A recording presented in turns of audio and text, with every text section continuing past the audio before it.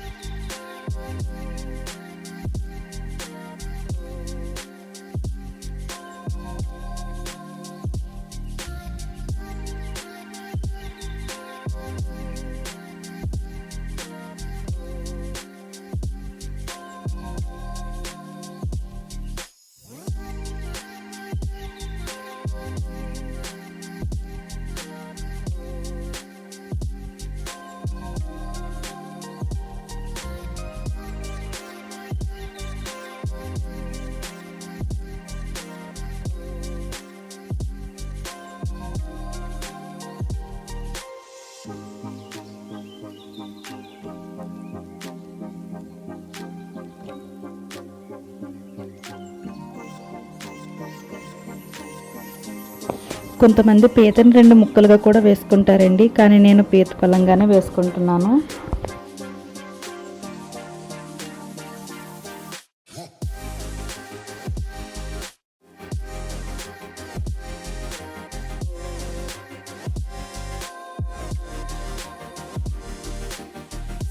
పీతలు కూడా శుభ్రం చేసేసుకున్నాం కదండి.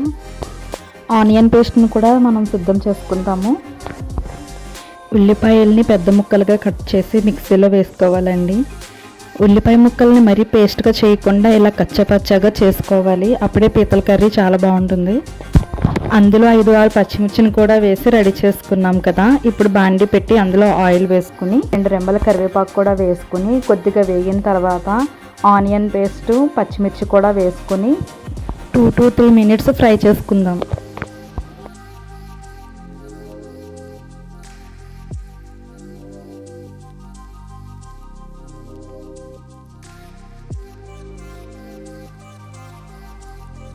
ఆనియన్ పేస్ట్కి ఆయిల్ ఎప్పుడు ఎక్కువగానే పడుతుందండి. ఇప్పుడు 1 teaspoon salt, 1/2 teaspoon పసుపు వేసుకొని కొద్దిసేపు ఫ్రై చేసుకుంటాము.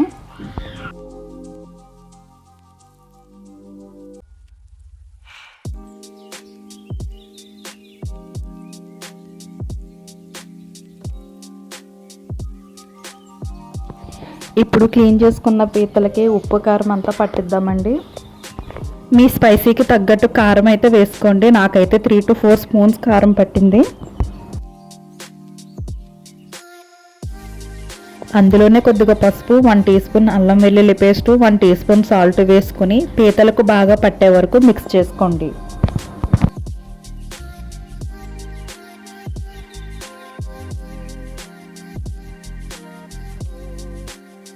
ఉల్లిపాయ ముద్ద కూడా ఇప్పుడు కొద్దిగా వేగిందండి. ఇప్పుడు అల్లం వెల్లుల్లి పేస్ట్ వేసుకొని కొద్దిసేపు మగ్గబెట్టుకుందాము.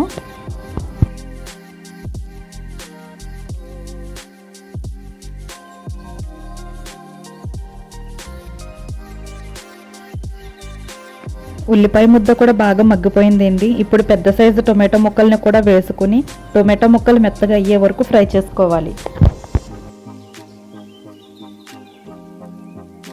టొమాటో ముక్కలు కూడా బాగా మగ్గిపోయినాయి. పీతల్ని అందులో వేసేసుకుని ఒక 5 minutes బాగా మగ్గించుకుందాం.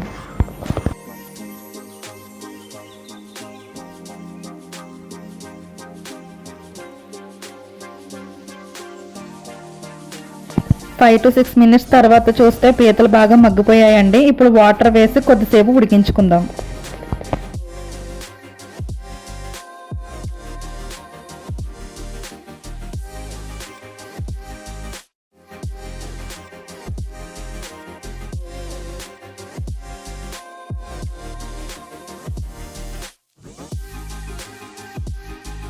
కూర కొంచెం దగ్గర పడిపోయిందండి. ఇప్పుడు మసాలాను ప్రిపేర్ చేసుకుని మసాలాను కూడా అందులో వేసుకుందాము. నేను 2 స్పూన్లు మసాలాను అయితే వేసుకున్నానండి.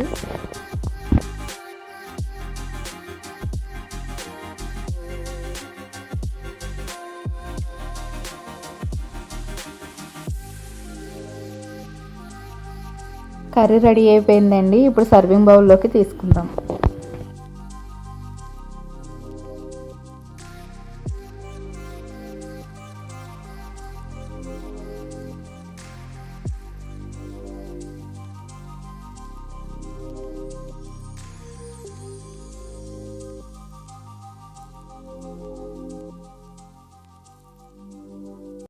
నా వీడియో మీకు నచ్చినట్టయితే ప్లీజ్ లైక్ చేయండి, షేర్ చేయండి, సబ్స్క్రైబ్ చేయండి.